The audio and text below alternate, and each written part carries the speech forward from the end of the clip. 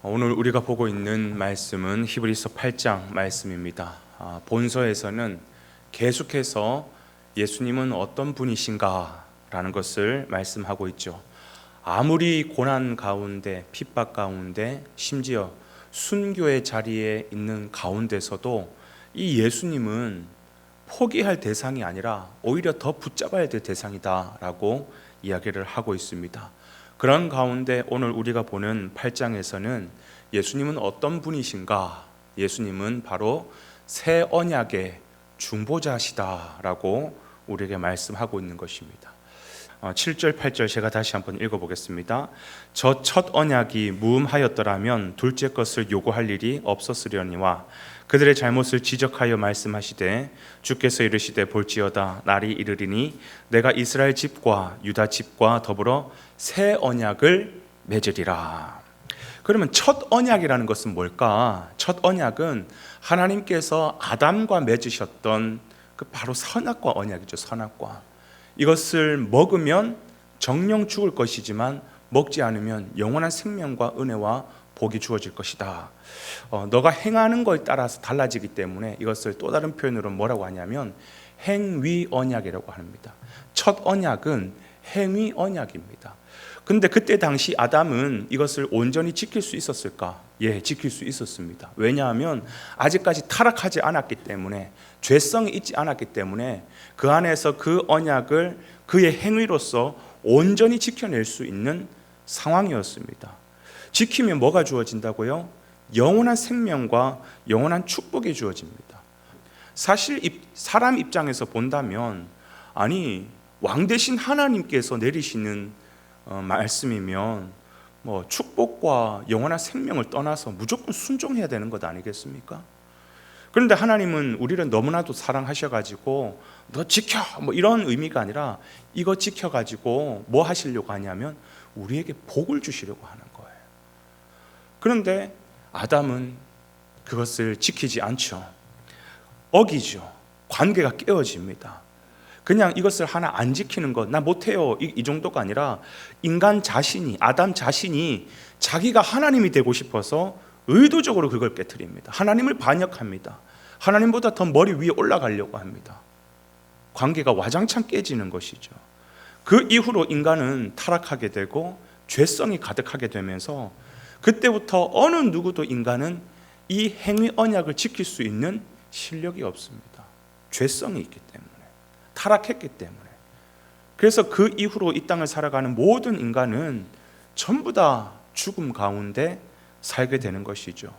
그래도 하나님은 우리를 너무나도 사랑하셔가지고 우리를 그 죄 가운데서 건지시기 위하여서 새 언약을 허락해 주십니다.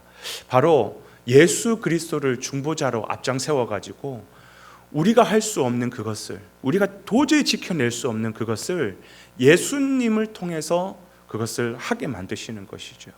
그래서 이 새 언약은 다른 말로 뭐라고 하냐면 은혜 언약이라고 얘기하는 거예요. 첫 번째 언약은 행위 언약이었지만 두 번째 새 언약은 은혜 언약이라고 얘기하는 것이. 그래서 하나님은 창세기 3장 15절부터 그 새 언약을 처음으로 선포하면서 그 이후로 아브라함을 통해서 또 모세를 통해서 또 다윗을 통해서 계속해서 그 약속을 이루어 가시는 것을 보게 됩니다. 그러나 아직 그 약속의 성취는 구약 때까지는 다 이루어지지 않았어요. 성취되지 않았습니다. 그러니까 구약은 어떤 시대다라고 얘기할 수 있냐면 말 그대로 올드 테스트먼트, 오래된 약속 아래 살아가는 시대이기 때문에 구약이라고 얘기를 하죠. 즉 행위 언약 아래 살아가던 시대입니다. 그러니까 그 연속으로 무엇이 주어지는 거예요? 율법이 주어지는 거죠. 율법이 뭡니까? 지켜라는 거예요. 지켜야지 복을 받고 지키지 않으면 저주를 받는다. 이게 행위 언약 아래 살아가는 모습이지 않습니까? 그런 차원에서 하나님이 율법을 주셨는데 아담 이후로 모든 인간은 타락한 본성을 가지고 있기 때문에 이걸 지키려고 해도 지킬 수가 없는 겁니다. 지키려고 조금만 노력하고 자기의 어떠한 그런 열심이 들어가는 순간 더 깊은 나락으로 떨어지고 죄와 고통 속으로 떨어지는 것이죠. 그러면 구약시대 때 그 어마어마한 장구했던 그 구약시대 때 살아갔던 하나님의 백성들은 어떻게 구원을 받을 수 있었을까? 하나님께서 말씀하셨던 그 새 언약의 예표였던 제사라는 방법으로 그들은 구원을 받을 수가 있었죠. 그러나 예표는 예표일 뿐이에요. 여전히 행위 언약 아래 살아가던 구약 시대였습니다.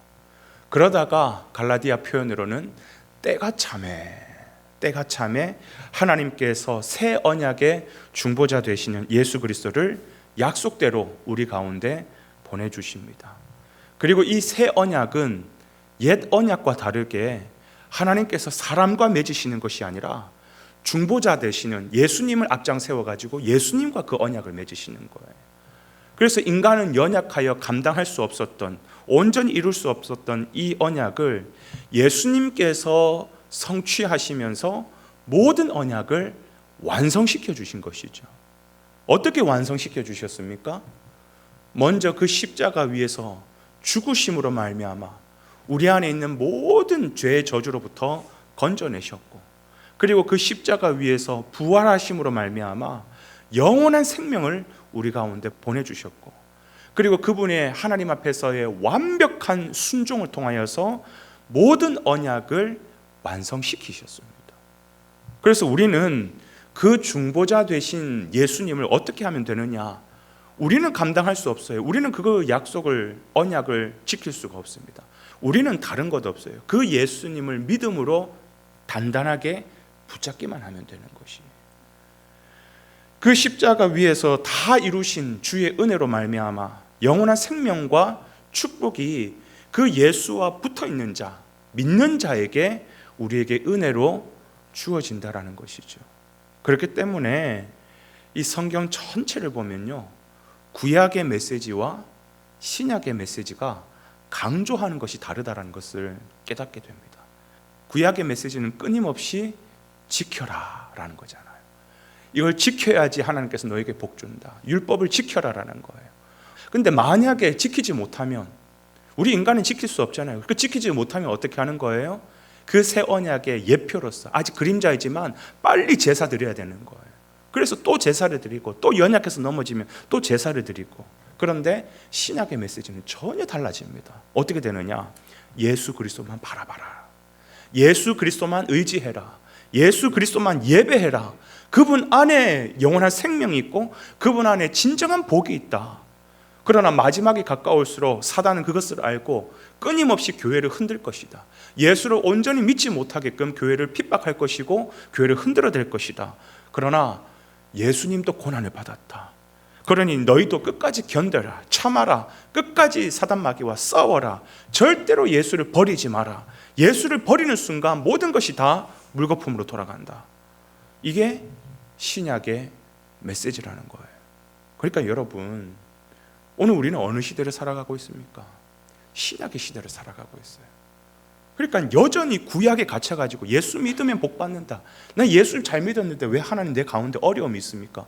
여기에 갇혀 있으면 안 돼요. 여기에서 벗어나서 이제는 옛 언약이 아니라 새 언약의 중보자 대신 예수 그리스도를 붙잡고 끝까지 어떤 일이 있어도 반드시 핍박이 있습니다. 마지막 때이기 때문에. 그럼에도 불구하고 더 예수를 붙잡고 마라나타를 외치면서 주님 속히 오시옵소서, 그러면서 이 고난을 이겨내면서 끝까지 싸워나가는 것이 오늘 신약시대 성도들에게 필요한 모습이라는 것입니다.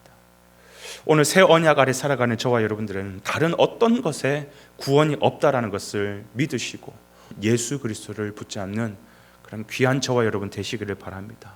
이거 놓치면 다 가져도 다 놓치는 거와 같은 것이에요.